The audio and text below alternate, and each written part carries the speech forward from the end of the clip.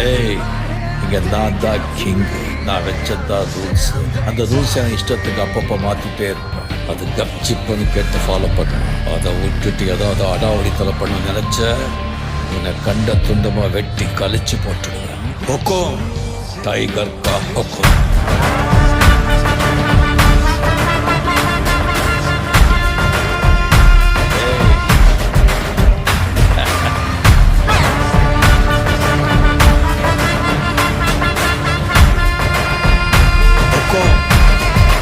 tiger